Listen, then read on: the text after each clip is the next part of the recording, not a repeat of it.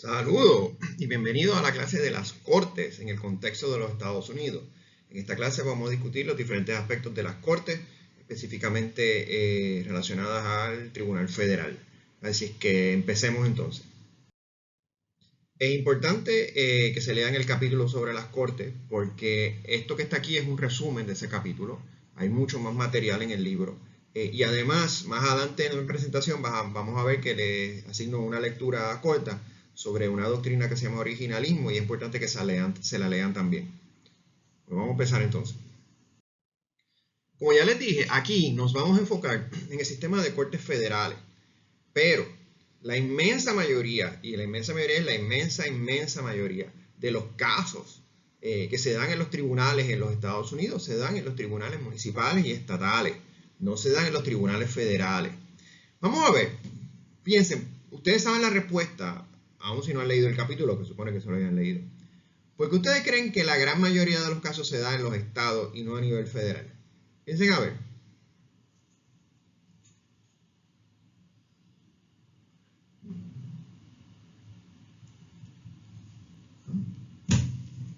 ¿Ya? ¿Pensaron? Eso mismo. Porque la inmensa mayoría de los poderes policiales recaen en los estados y en las jurisdicciones debajo de los estados, no recaen en el gobierno federal. Por lo tanto, la inmensa mayoría de los casos, sean civiles o criminales,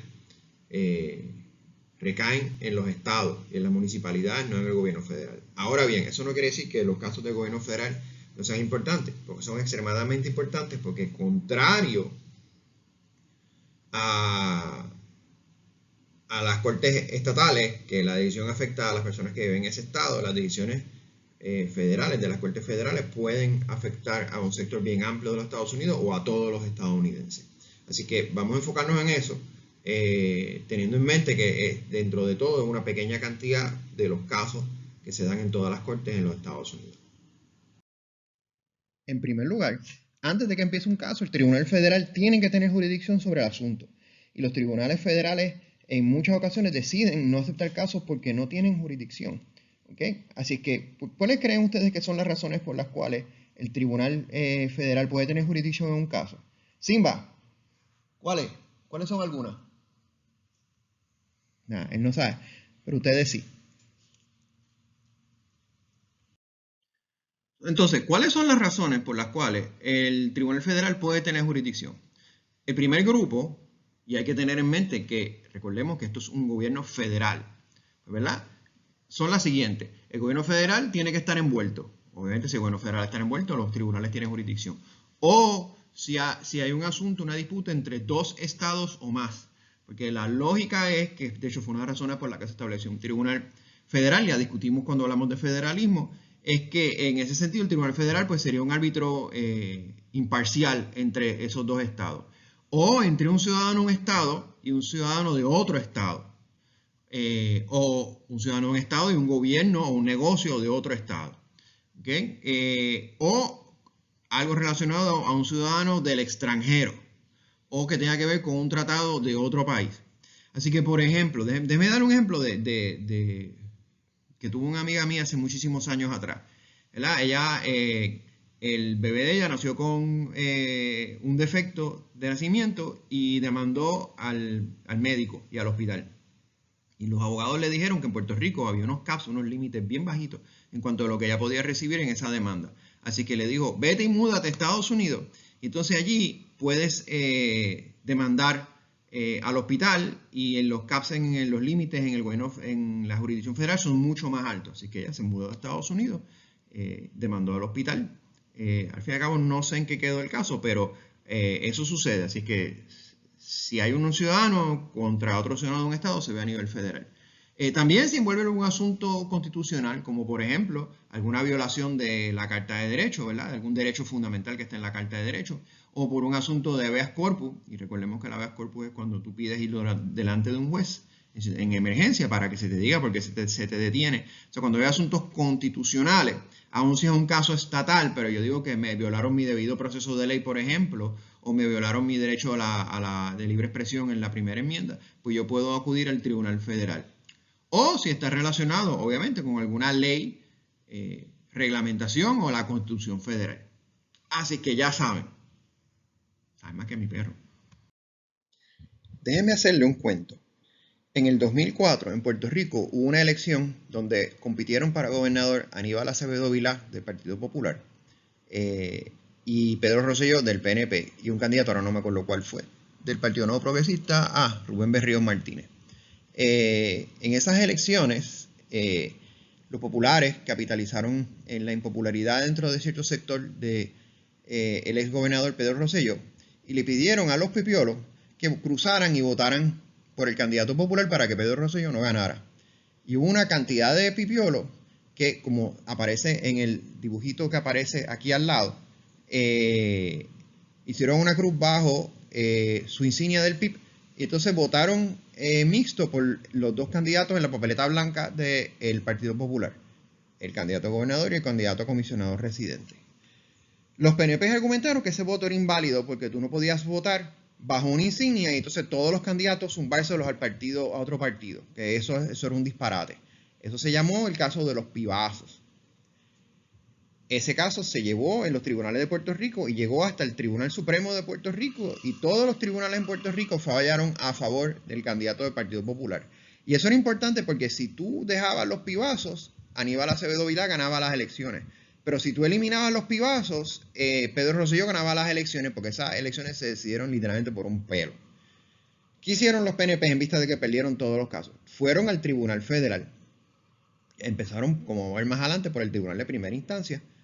Y allí argumentaron que era un asunto de derechos, ¿verdad? Que se le estaba violando el derecho de esos electores, de los que votaron por Pedro Rosselló, porque estos votos ilegales le daban la victoria al otro candidato. Y aquí el Tribunal Federal se sentó en el caso y pidió testigos. Y recuerden que el reloj está corriendo, porque a principios de enero es juramento el próximo gobernador. En vista de esto, Aníbal Acevedo Vilá apeló a Boston el caso, argumentando que el Tribunal Federal no tenía jurisdicción sobre el asunto y el tribunal determinó que de hecho no había ninguna violación de derechos y que por lo tanto no tenía jurisdicción y cataplum, se acabó el caso. Y como ustedes deben saber de su historia, porque obviamente ustedes para esa época no estaban vivos, o si estaban vivos eran unos bebés, Aníbal Acevedo Vilá se convirtió en gobernador de Puerto Rico. Y ahí tienen el cuento. Hoy es un día precioso aquí afuera, así que vamos a aprovechar y grabar un par de estos pedacitos aquí afuera en la naturaleza. El Tribunal Federal está compuesto de 3 niveles. En el primer nivel están los tribunales de distrito. Cada estado o territorio tiene su tribunal de distrito y ahí es donde se dan los juicios. Estos juicios, ya sea por jurado o por juez, se dan a nivel de tribunal de distrito. Se presenta evidencia, hay testigos, se someten documentos y un juez o un jurado toman una decisión. Entonces, si a ti no te gusta el resultado de esa decisión, tú puedes apelar, vamos a suponer que tú eres el acusado, ¿verdad? Tú puedes apelar al Tribunal de Apelaciones, lo que se llama el tribunal, en el nivel federal, el Tribunal de Circuito, porque hay 12 circuitos más uno especial en DC, en el Distrito de Columbia. Puerto Rico está asignado al primer circuito de Boston, en la esquina noreste de los Estados Unidos. ¿Okay? Y aquí hay 3, por lo menos, porque puede haber más, pero usualmente hay 3 jueces por caso. Vamos a ver, ¿por qué tú crees que en el tribunal de distrito hay un juez y en los tribunales de circuito de apelaciones hay por lo menos 3 jueces? Vamos a ver, piénsalo. ¿Ya lo pensaste? Eso mismo. Porque como vamos a ver más adelante, el Tribunal de Apelaciones es en más del 99% de las ocasiones el Tribunal Supremo. Pues el tribunal se rehúsa a aceptar una apelación del tribunal apelativo en más del 99% de los casos. Por lo tanto, para prácticamente todo el mundo, el Tribunal de Apelaciones es en efectos prácticos el Tribunal Supremo. Y el hecho de que haya 3 jueces es una manera de asegurarle el derecho a las partes que van allí, ¿verdad? De que la decisión va a ser una decisión bien pensada, porque en vez de haber un juez, hay 3. Y en teoría es menos probable que se equivoquen 3 jueces que se equivoque uno. ¿Okay? Y entonces tienes el último nivel, que es el Tribunal Supremo, que es el tribunal final si es que decide aceptar una apelación. Y yo tenía el profesor que me dio esta clase a mí, Jorge Sereno Torres, solía decir en tono de broma que después del Tribunal Supremo, el Tribunal Celestial. Pero a ese no vamos a llegar. Ok, así que ya sabemos lo básico del sistema de tribunales federales. Ahora vamos a hablar un poquito sobre los jueces. ¿Okay? En primer lugar, como recordará, porque lo dimos cuando hablamos del federalismo, y hablamos de Madison, los jueces del Tribunal Federal, ya sea desde primera instancia hasta el Tribunal Supremo, son nombrados de por vida. ¿Tú recuerdas cuál es la razón para que sean nombrados de por vida? Esa misma, que es una manera de tratar de asegurar de que estén libres de presiones políticas, porque una vez están ahí, están ahí. Pueden estar ahí hasta que se mueran si quieren. Así que los jueces son nombrados de por vida. ¿De dónde salen? Pues los jueces los nombra el presidente y los confirma el Senado.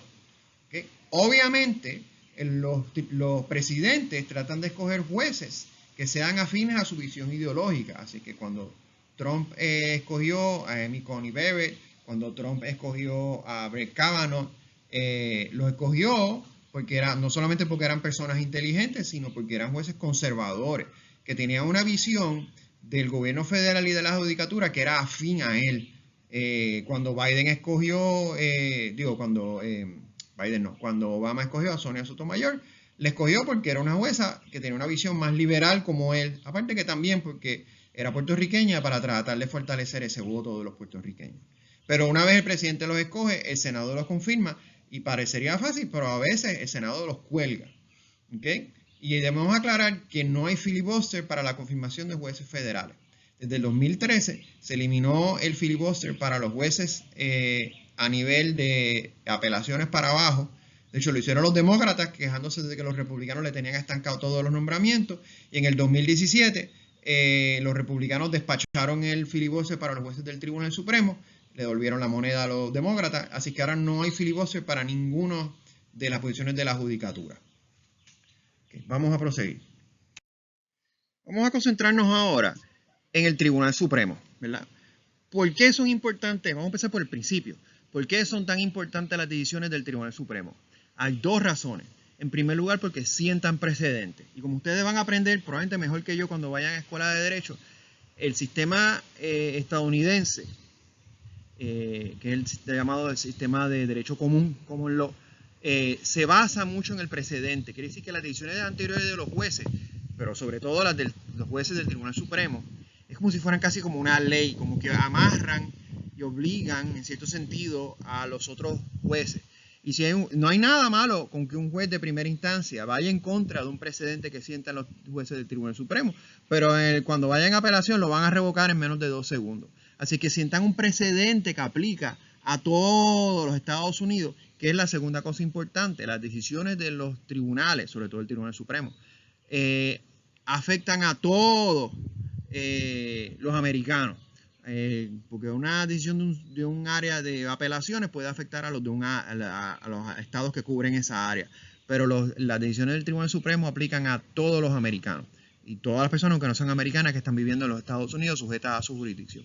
Así que esa es la razón fundamental por la que las decisiones del Tribunal Supremo son tan y tan importantes y se miran con tanto cuidado.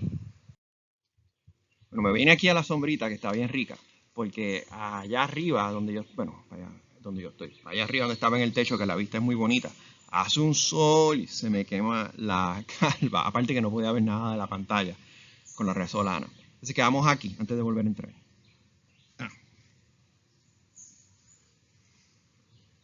Este raya, esta es una parte de mi zoológico.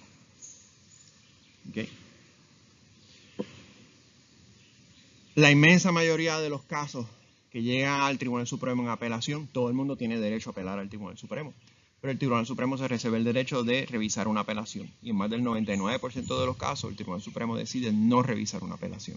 Por eso es que habíamos dicho que los tribunales de circuito son, en muchas ocasiones, en casi todas las ocasiones, el equivalente del Tribunal Supremo. Ahora, el Tribunal Supremo, de hecho, pues obviamente ve casos, ve alrededor de el libro nos dice que ve alrededor de unos 100 casos al año. ¿Okay? Que es bien poquito con todo lo que les llega.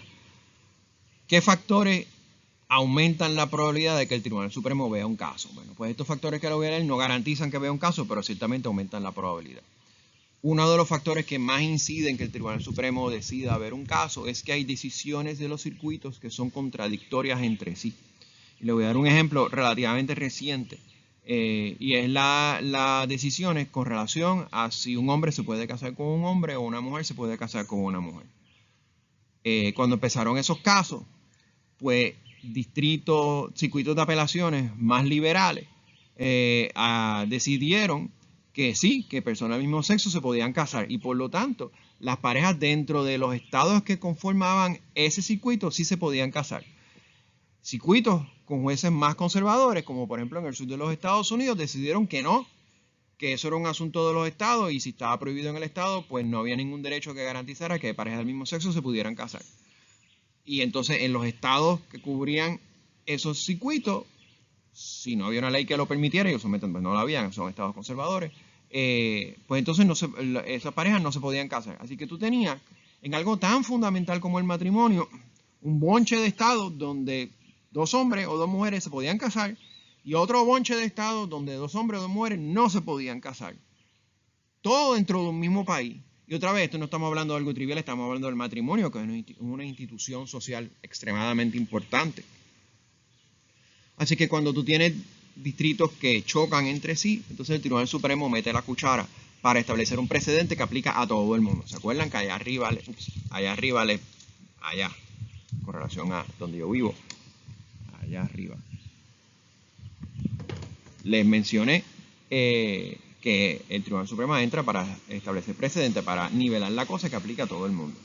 Y de hecho esa es una segunda razón por la cual el Tribunal Supremo decide ver casos, porque no hay precedentes, porque hay un tema nuevo, novedoso, podríamos decir, por ejemplo, en estos días, la inteligencia artificial, en la cual no hay precedente y hay un bonche de decisiones por ahí sin guía y el Tribunal Supremo decide entrar para establecer precedentes. Eso, por ejemplo, se dio cuando surgió el Internet a finales del siglo XX, principios del siglo XXI. El Tribunal Supremo empezó a entrar para establecer una serie de precedentes que aplicaran y que sirvieran de guía con relación a el Internet. ¿Okay? Hay veces que los jueces deciden cambiar el precedente y ven un caso por eso. Vimos uno de los más famosos, el de Brown versus Board of Education, pues revirtió la jurisprudencia que existía anteriormente de que se permitía separados pero iguales en términos de los blancos y los negros. Más recientemente, el caso de Dobbs, que revirtió el caso de Roe versus Wade, estableciendo que no hay un derecho a nivel federal para el aborto. Otra razón que los jueces pueden coger un caso es porque hay algún derecho constitucional en juego, alguna cosa constitucional. Y ustedes leyeron uno de esos casos, el caso de López versus United States, o más bien United States versus López, donde estaba la cuestión constitucional de cuánto se puede estirar la cláusula de comercio. O también si hay algún derecho constitucional en juego, por ejemplo, de vez en cuando el Tribunal Supremo acoge casos relacionados con lo de las armas para ver si se está cumpliendo con la segunda enmienda. ¿Okay? Y en último lugar, si el gobierno federal es apelante al caso. La verdad que está rico acá afuera. No sé si oyen a los pajaritos, ahora se callaron, pero ahorita había pajaritos cantando por ahí. Así que vamos a terminar lo del Tribunal Supremo aquí afuera. ¿Ok? Ahora, ¿cómo es el proceso para el Tribunal Supremo escoger un caso? ¿Ok? Pues el primer paso es que las partes someten lo que se llama un certiorari, que el libro nos dice que a menudo le dicen por el apodo del cert, ¿verdad? Que es donde brevemente las partes exponen su lado del cuento, ¿verdad? Su opinión sobre el caso y por qué el Tribunal Supremo debería coger ese caso. Los clerks, que son los abogados que trabajan de asistentes a los jueces del Tribunal Supremo, revisan ese montón, esa avalancha de certiorari, porque los jueces no tienen tiempo para eso. Y ellos, de acuerdo, ¿verdad?, a los intereses de su jefe, pues seleccionan una serie de casos que ellos creen que son interesantes. Entonces, hay un pool rotativo de jueces que está, como diríamos, en guardia, velando esos casos que llegan. Y por lo menos uno de ese pool tiene que convencerse de que ese caso es interesante. En la mayoría de los casos, ninguno de los del pool decide que es interesante, pero de momento un juez dijo, oye, esto se ve chévere. Pero ese juez no puede decidir. Ese juez entonces lleva ese caso que a él o a ella le llama la atención al pleno de los 9 jueces. Y por lo menos 4 de esos 9 jueces deben decidir que ese caso es meritorio. Si por lo menos 4 de esos 9, que otra vez pasa rarísimo, se convencen de que ese caso es meritorio para ver, pues entonces el Tribunal Supremo coge el caso. Y ahora que el Tribunal Supremo cogió ese caso, ¿qué hace? Vamos para allá. Entonces, el tribunal decidió acoger el caso. ¿Qué pasa? Pues entonces, una vez el Tribunal Supremo le da luz verde a ese caso, entonces los abogados someten lo que se llama un brief, que es irónico porque brief en inglés significa corto, pero son cualquier cosa menos corto, son usualmente bastante largos, donde tú presentas a fondo tu opinión del caso. O sea, yo creo que este caso lo debo ganar yo por esta razón. Y como hablamos de los precedentes, pues uno de los argumentos más poderosos que usan los litigantes es hablar de todos los casos, todas las decisiones de los tribunales anteriores que apoyan, ¿verdad? Su opinión de que yo debo ganar este caso por tal y tal razón. ¿Ok? Además de las dos partes, pueden someter briefs, lo que se llaman los amigos de la corte, amicus curiae. Los amigos de la corte son personas que no tienen que ver directamente con el caso, pero que son partes interesadas del caso. Así que, por ejemplo, si cuando ha habido casos con relación a las políticas de admisión de las universidades, pues es posible, y a lo mejor es el gobierno federal o un estudiante contra X universidad, pues otras universidades pueden someter briefs porque les interesa ese caso. O, por ejemplo, un negocio puede someter un brief argumentando que necesita una fuerza trabajadora diversa y que las políticas de DEI en esa universidad son importantes. Así que, y esa cantidad de amicus curiae ha ido en aumento a través del tiempo. ¿Okay? Entonces, una vez se somete todo el papeleo, vienen los argumentos orales. Cada parte tiene 30 minutos. Y el chiste, o como lo de esta manera, es que tú tienes 30 minutos y esos 30 minutos pueden incluir las interrupciones que te pueden dar los jueces, porque los jueces a veces te paran para hacer preguntas y el reloj no para. Así que tú tienes que tener la agudeza mental de que estás haciendo un argumento, un juez te para hacer una pregunta, tú tienes que parar, contestar esa pregunta y reenganchar en donde estaba. Así que no es cosa fácil. Hay veces que los jueces preguntan más, a veces que preguntan menos, igual que hay jueces que preguntan más y hay jueces que preguntan menos. Pero los argumentos orales usualmente están puntualizados por preguntas de los jueces y son preguntas bien afiladas.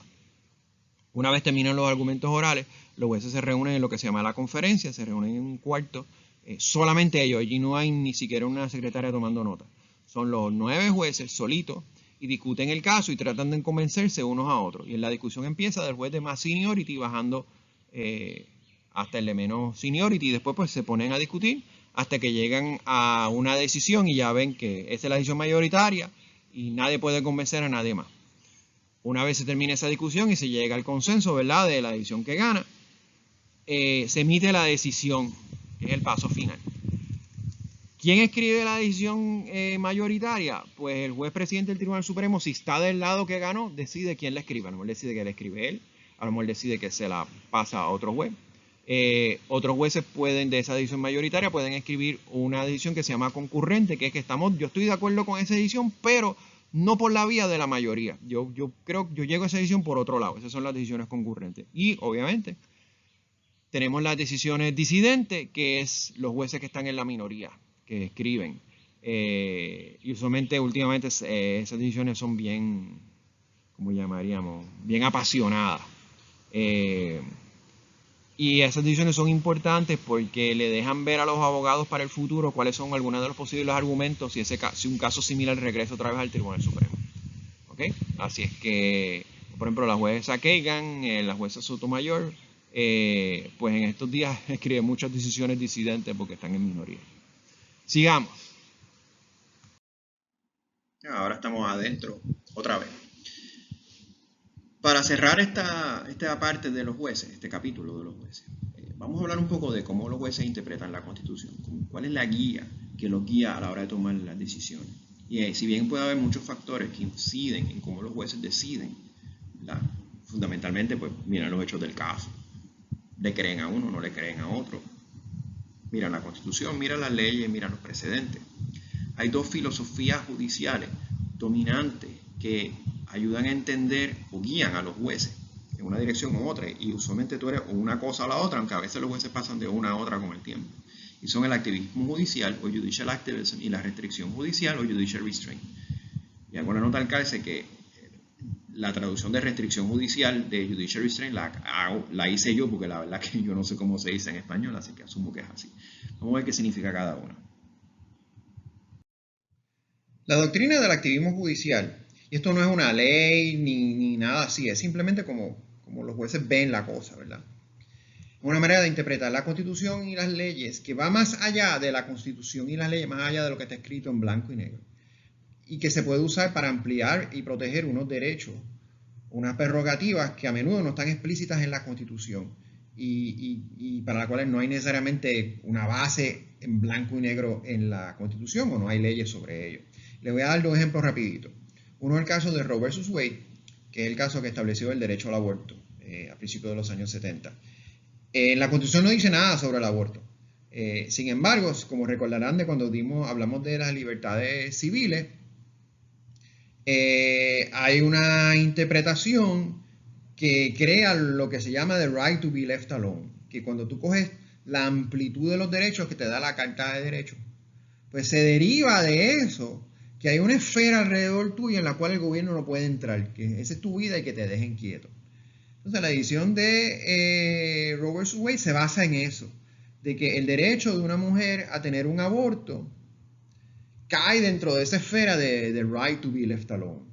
Así que fíjense que no está en la Constitución, pero los jueces que decidieron en ese momento, pues lo interpretaron que se derivaba de eso. Es casi como si fuera una cláusula elástica. No es una cláusula elástica, pero es la misma lógica. Otro ejemplo es el caso de Obergefell, que es el caso que legaliza el matrimonio de personas del mismo sexo, que estamos hablando ahorita, allá afuera. La Constitución no habla nada del matrimonio, no olvídense de matrimonio de personas del mismo sexo, no habla nada de matrimonio ni de familia. Pero los jueces establecen que de la enmienda 14 de igual protección de las leyes se puede extender, ¿verdad?, a esa protección a las personas del mismo sexo. Así que en estos casos, estas dos decisiones se basan en extensiones de la Constitución, extensiones de las leyes, pero no están en la Constitución. ¿Ok? Así que esos son ejemplos de judicial activism. Ahorita vamos a hablar de una lectura que da otro ejemplo bien famoso de judicial activism. La doctrina del judicial restraint, por otro lado, es lo opuesto. Se basa en la visión de que los jueces se deben ceñir en lo que dice la Constitución y lo que dicen las leyes a la hora de decidir los casos. Y si no está expuesto ahí en la Constitución y no está ahí expuesto en las leyes, no podemos ponernos a especular en más allá de eso. Por eso es que se llama judicial restraint, porque tú te restringes a lo que dice la Constitución, las leyes, quizás los reglamentos. ¿Okay? Vamos a dar otro ejemplo, que es la contraparte de Roe vs. Wade, que es el caso de Dobbs vs. Jackson, que es el que elimina el derecho federal de una mujer tener un aborto. Y recordemos que ese caso no prohíbe el aborto, simplemente dice que a nivel federal no hay ese derecho. Y por lo tanto eso recae en los estados, en los cuerpos políticos de los estados, tiene que ser la legislatura y las gobernaciones, decidir si una mujer tiene o no tiene el derecho a un aborto. ¿Okay? Pues el Tribunal Supremo resolvió que no había un derecho al aborto, pues eso no está en la Constitución. De hecho, Roberts dice, y se los voy a leer, esto es sacado de la decisión disidente de Roberts, porque Roberts perdió. Roberts estaba en contra de extender ese derecho. Dice, in short, our Constitution does not enact any one theory of marriage. The people of a state are free to expand marriage to include same-sex couples or to retain the historic definition. The historic definition es un hombre y una mujer. Así que Roberts dice, miren, la Constitución no dice nada. Como la Constitución no dice nada, pues ese derecho no está aquí. Eso recae entonces en los estados, allá los estados que decidan si una mujer puede tener un aborto o no puede tener un aborto, pero aquí no habla nada, porque la Constitución no habla nada de derecho de familia, ni aborto, ni nada de eso. Es una interpretación de judicial restraint. Ahora, dentro del judicial restraint hay una visión que era antes más marginal y se ha vuelto más mainstream, que se llama originalismo, y vamos a ir a eso. Pero primero, un mensajito de interés público.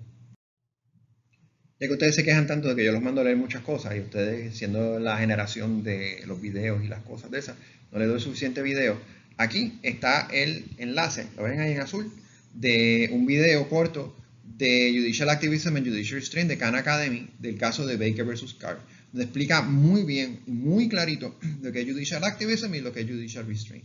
Así que piensen, ¿qué nos dice cada uno de los lados del caso?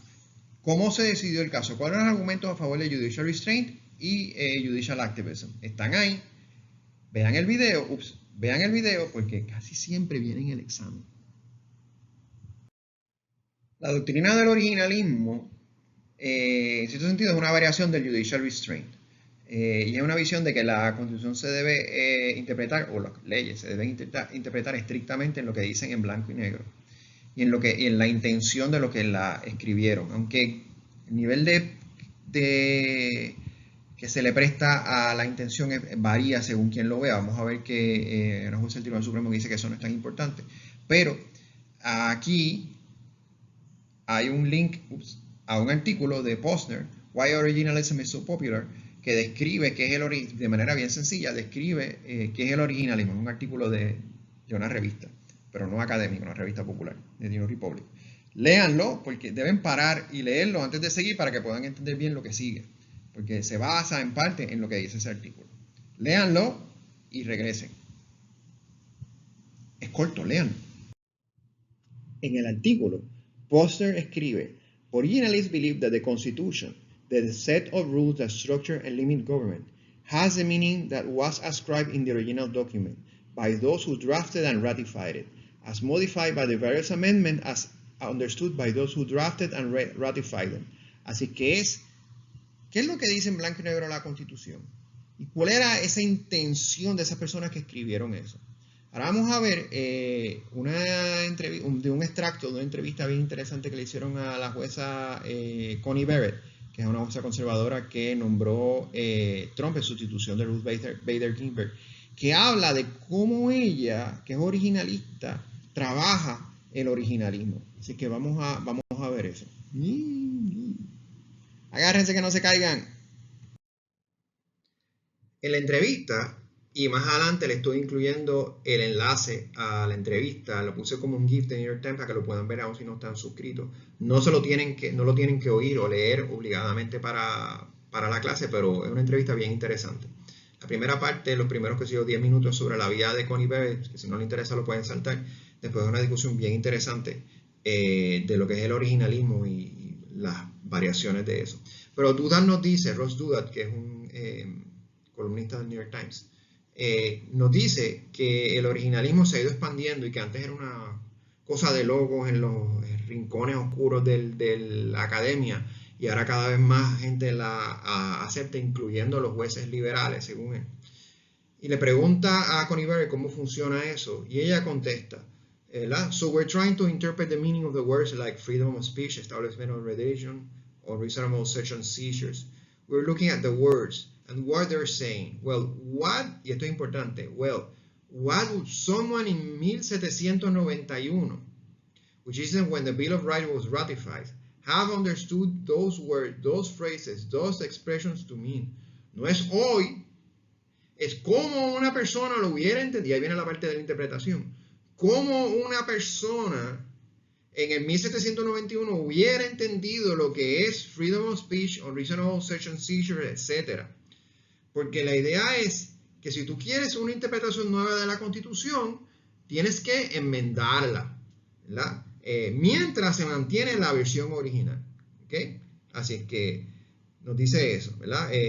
As opposed to thinking, you're way into the minds of James Madison and saying, why would James Madison would have thought that was an unreasonable search and seizure? O sea que lo que dice Madison no es tan importante, aunque en la visión de Posner sí. En la visión de la jueza es qué significan esos términos en esa época. ¿Okay? Y ella le sacó un extracto de la transcripción bien interesante de cómo ella trabajó eso en un caso. Que de hecho acabó con una decisión más inclinada hacia el lado liberal. Ella usa el ejemplo del caso de Kyllo versus United States, que yo ni sabía que existía hasta que vi la entrevista. Pero bueno, yo no soy abogado. Para ponerlo como ejemplo, yo no voy a leer todo lo que está ahí, lo pueden ver, o si lo oyen, pues mejor todavía, ¿verdad?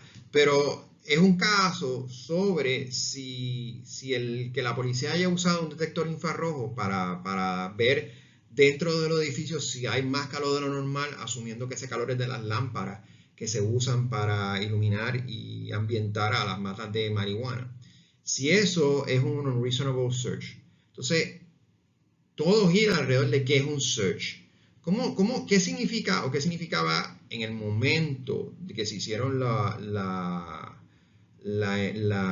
Carta de Derechos? ¿Qué significaba un search? Y esta vez interesante lo que ella argumenta, ¿verdad? Porque en cierto sentido está argumentando quizás desde una perspectiva liberal, ¿verdad? De restringir los search and seizures. Basándose en cómo aquella época se interpretaba eso. Así que ellos van y buscan en diccionarios y buscan en documentos qué significaba para esa gente el término de search. ¿Está ahí? Leanlo, está bien interesante. Si quieren lo pueden oír, que creo que en el próximo slide es que está el enlace. Aquí está el enlace, lo pueden oír o leer la transcripción editada, la transcripción, así que mejor lo oyen. Es si quieren, no es obligado, porque es largo, pero es súper interesante. ¿Verdad? Ustedes son pichones de abogados. Sacan unos minutos y oiganlo. Es interesante. Esto concluye nuestro capítulo sobre las cortes. Recuerden leer el capítulo de las cortes de We the People porque hay material que no está en esta presentación, pero yo no lo puedo dar todo. Y siempre es posible que haya algo de eso en el examen o le pida algún ejemplo que yo no mencione aquí. Que se tienen que leer también el artículo sobre originalismo y obviamente ver esta presentación completa. ¿Okay? Bueno, esto concluye, para los de ustedes que están viendo esto como parte del curso del Sistema Político de Estados Unidos, esto concluye la sesión de las Cortes y es la última clase del semestre. Denle duro a estudiar y disfrútense el verano.